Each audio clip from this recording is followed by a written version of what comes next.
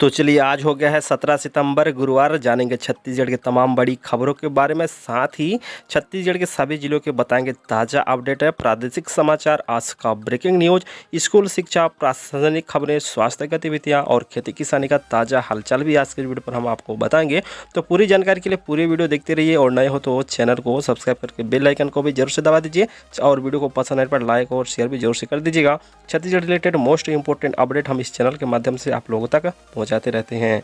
तो चलिए फटाफट आगे बढ़ते हैं और आज की सबसे बड़ी खबर सुनाते हैं। जी हाँ दोस्तों, छत्तीसगढ़ में टोटल लॉकडाउन की मांग, एक व्यक्ति 7 व्यक्ति को कर रहा संक्रमित। जी हाँ, जनता कांग्रेस के प्रमुख अमित जोगी ने बड़ा बयान दिया है। उन्होंने कुछ तथ्य साझा करते हुए सोशल मीडिया पर लिखा है कि छत्तीसगढ़ में टोटल लॉकडाउन की ज़रूरत है। उन्होंने सरकार से यह मांग भी की है कि छत्तीसगढ़ को कोरोना से इस बढ़ते संक्रमण की वजह से मेडिकल इमरजेंसी वाला राज्य घोषित कर देना चाहिए। इसके पीछे उन्होंने कुछ आगाह करने वाले तथ्य भी साझा किए हैं। एक व्यक्ति 7 व्यक्ति को कर रहा संक्रमित। जोगी ने पोस्ट में लिखा है कि रायपुर शहर में बेसिक रिप्रोडक्टिव रेट मात्र 7 दिनों में 0.7 से 7 पार आ गया है। इसका मतलब है कि एक संक्रमित व्यक्ति 7 लोगों को संक्रमित कर रहा है। जोगी ने दावा किया कि यह बताया है कि संक्रमण कितनी गति से फैल रहा है। इटली के लोम्बार्डी और अमेरिका के न्यूयॉर्क की यह दर 5.6 से भी ज़्यादा नहीं थी। ऐसे में छत्तीसगढ़ अगले 30 दिनों में 1 से 2 लाख लोग गंभीर रूप से संक्रमित हो सकते हैं। जी हाँ दोस्तों, दूसरी ओर रात बड़ी खबर, 14,580 शिक्षकों को होगी भर्ती, नियुक्ति के जारी आदेश है। जी हाँ, रायपुर में पिछले दिनों धरना प्रदर्शन करने पुलिस मार सहने वाले शिक्षकों के लिए अच्छी खबर है। राज्य सरकार ने उनकी रुकी हुई भर्ती को लेकर आदेश जारी किया है। मंगलवार को जारी आदेश में लिखा गया है कि सेलेक्ट लोगों के दस्तावेज की जाँच के बाद नियुक्ति के आदेश जारी होंगे। पिछले दिनों हुई परीक्षा में चुने गए उम्मीदवारों अब मेडिकल टेस्ट, पुलिस वेरिफिकेशन जैसी प्रक्रिया से गुजरना होगा। जी हाँ, तो वहीं थोड़ी राहत तो मिली है, लेकिन स्कूल कब से खुलेंगे इस बात पर अब भी संशय बना हुआ है। शिक्षकों की रुकी हुई भर्ती प्रक्रिया को शुरू करने की मांग करने वाले संगठन से जुड़े दाऊद खान ने बताया कि स्कूल खुलने के पहले ही नियुक्ति की प्रक्रिया शुरू हो पाएगी। आदेश में यह बात लिखी गई है कि प्रदेश में कब स्कूल खुलेंगे यह साफ नहीं है। ऐसे में अब भी शिक्षक अधर में ही है। हालांकि इस आदेश में थोड़ी सी राहत है, मगर तारीख तय हो तो बेहतर होता। इस तरह से खबरें आ रही है। छत्तीसगढ़ के 14,580 शिक्षकों की होगी भर्ती, नियुक्ति का आदेश जारी किया। फिर भी अभी संशय बना हुआ है क्योंकि छत्तीसगढ़ में अभी स्कूल कब खोलेगी इस बात को लेकर कोई सरकारी अपडेट नहीं आई है।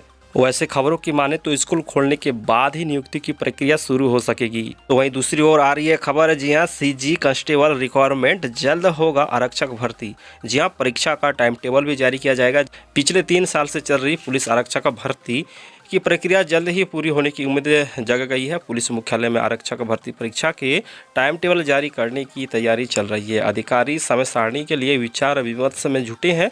टाइम टेबल में कोरोना संक्रमण से बचाव के पहलुओं को जोखिम में ध्यान में रखकर टाइम टेबल जारी करने की बात हो रही है। वहीं अधिकारियों ने बताया कि उच्च न्यायालय के निर्देश पर सारी तैयारी हो चुकी है, लेकिन कोरोना संक्रमण के चलते इसे टाल दिया गया था। समीक्षा बैठक में मुख्यमंत्री बघेल ने जल्द ही टाइम टेबल जारी करने के निर्देश दिए थे। उसके बाद फिर से गतिविधि तेज हुई। बताया जा रहा है कि जल्द ही फिजिकल परीक्षा की समय सारणी घोषित कर दी जाएगी। उसी के अनुसार अभ्यर्थी शारीरिक दक्षता परीक्षा होगी। इसके बाद ही अंतिम निर्णय जारी होगा। बताते पुलिस विभाग ने 29 दिसंबर 2017 को आरक्षक के 2,259 पदों पर भर्ती के लिए विज्ञापन जारी किया था। 30 सितंबर 2018 को इसकी लिखित परीक्षा हुई।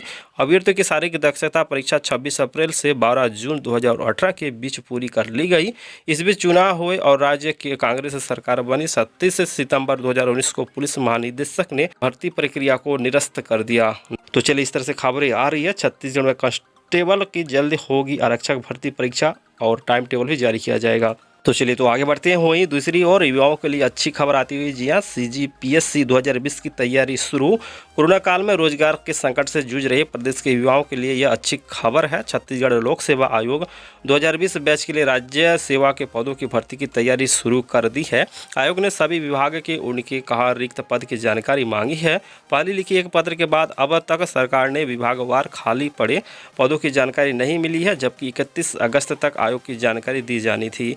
आयोग की मांग के अनुसार राज्य शासन सामान्य प्रशासन विभाग ने सभी विभागों को इस संबंध में पत्र लिखकर 31 अगस्त तक रिक्त पदों की जानकारी देने को कहा गया था। बता दें कि परंपरा के अनुसार आयोग हर साल 26 नवंबर को राज्य सेवा परीक्षा का विज्ञापन जारी करता है। इससे पहले सरकार के सभी विभागों के रिक्त पदों की जानकारी आयोग को भेजनी होती है ताकि खाली पदों के अनुरूप विज्ञापन जारी किया जा सके। तो फिलहाल उम्मीद जताई जा सकती है कि सीजीपीएससी 2020 की तैयारियां जो है जल्द ही शुरू हो जाएगी और बहुत ही जल्दी अन्य रिक्त पदों की विज्ञापन जारी किया जाएगा। चलिए तो फटाफट आगे बढ़ते हैं और अगली बड़ी खबर हम आपको सुनाते हैं। जी हाँ, केंद्र सरकार छत्तीसगढ़ से खरीदेगी 60 लाख टन चावल। यहाँ केंद्र सरकार छत्तीसगढ़ से खरीदेगी 60 लाख टन चावल। दूसरा बड़ा सप्लायर होगा छत्तीसगढ़ राज्य।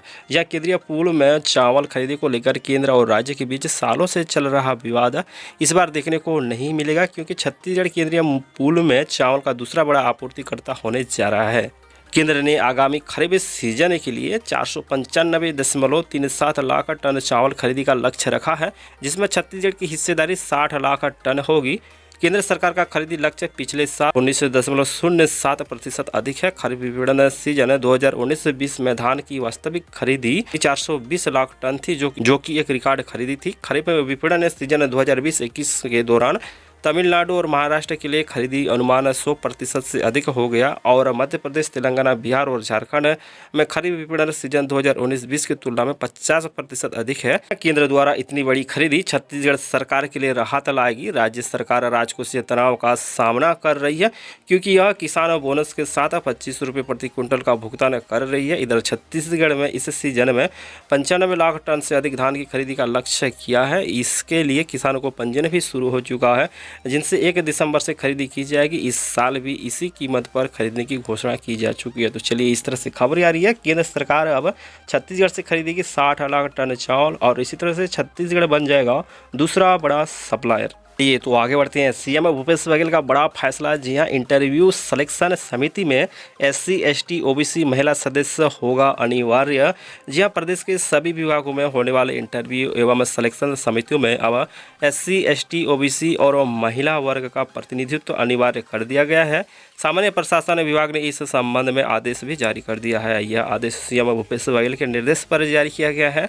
सीएम GD के प्रभारी मंत्री भी हैं। दरअसल सीएम को कई शिकायत की थी कि ऐसी समितियां में महिलाओं के साथ इन वर्गों का प्रतिनिधित्व न होने से चयन प्रक्रिया में पारदर्शिता नहीं रह जाती। इसके लिए बाद GD की कैबिनेट की मंजूरी लेकर यह आदेश जारी कर दिया गया है। आदेश सीएम भूपेश बघेल की फैसला। इंटरव्यू सिलेक्शन समिति में अब SC ST और OBC के महिला सदस्य का होना अनिवार्य कर दिया गया है। तो चलिए आगे बढ़ते हैं। जहाँ दूसरी ओर आ रही है खबर। लोक निर्माण मंत्री ताम्रध्वज साहू ने ली समीक्षा बैठक। बजट के लिए इंस्ट्रूमेंट बनाने के दिए निर्देश। जी हाँ, PWD मंत्री ताम्रध्वज साहू ने आज वीडियो कॉन्फ्रेंसिंग के जरिए विभाग की समीक्षा ली। समीक्षा बैठक में मंत्री ताम्रध्वज साहू ने कहा कि कोरोना के कारण निर्माण कार्यों का निरीक्षण नहीं हो पा रहा है। अधिकारियों से टेलीफोनिक जानकारी लेकर निर्देश जारी किए जा रहे हैं। मंत्री साहू ने कहा कि बारिश के बाद पेज वर्क शुरू करने की तैयारी है। उन्होंने दिसंबर तक पूरा काम खत्म करने के लिए अधिकारियों को निर्देश दिए हैं। 2019-20 और 2020-21 के लिए बजट के लिए अफसरों के लिए एस्टीमेट बनाकर देने के निर्देश भी दिए हैं। साथ ही वही बैठक के प्रमुख शासकीय भवनों में मुख्य सड़क से जोड़ने योजना पर चर्चा हुई। मुख्यमंत्री सुगम सड़क योजना के तहत भवनों से जोड़ा जाएगा। इसके लिए 220 करोड़ रुपए स्वीकृत किए गए हैं। इन सभी सड़कों को एस्टीमेट बनाकर जल्द से जल्द देने के निर्देश दिए हैं। तो चलिए, इस तरह से आ रही है खबर। लोक निर्माण मंत्री ताम्रध्वज साहू ने समीक्षा बैठक में बजट के लिए एस्टीमेट बनाने के निर्देश दिए। साथ ही साथ सुगम सड़क योजना के तहत भवनों को सड़कों में जोड़ने का कार्य को जल्द से जल्द पूरा करने के निर्देश भी दिए। चलिए आगे बढ़ते हैं। सबसे बड़ी खबर हम आप लोगों को सुनाते हैं। जहाँ कोरोना काल में स्कूली बच्चों को मध्याह्न भोजन बांटने में छत्तीसगढ़ बना देश में अव्वल। जी हाँ, कोरोना संकट काल में भी मध्याह्न भोजन योजना के क्रियान्वयन में छत्तीसगढ़ देश में अव्वल आ रहा है। छत्तीसगढ़ में लॉकडाउन के दौरान 90% से अधिक बच्चों को मध्याह्न भोजन का लाभ मिला है, जबकि इस दौरान अन्य राज्य में मध्याह्न भोजन वितरण की स्थिति काफ़ी खराब रही। और ऑक्सफैम इंडिया की रिपोर्ट के अनुसार स्कूल बंद होने से देश के 37 करोड़ बच्चे प्रभावित हुए, जबकि नेशनल फूड सिक्योरिटी एक्ट 2013 के तहत मध्याह्न भोजन प्रत्येक बच्चों का अधिकार है। ऑक्सफैम इंडिया के सर्वेक्षण में छत्तीसगढ़ देश में सबसे अच्छा प्रदर्शन रहा।